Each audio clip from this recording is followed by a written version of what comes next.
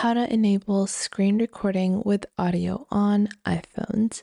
Hello everyone and welcome back. Did you know that in your recording features on iPhone, you can enable screen recording and audio recordings? For this, all you have to do is go into your settings tab. Once you go into your settings tab, you're going to scroll down and you're going to go to the control center. So you're going to scroll down, click on the control center tab like this, and you're going to click on reset control center, and you can reset your control center to factory defaults.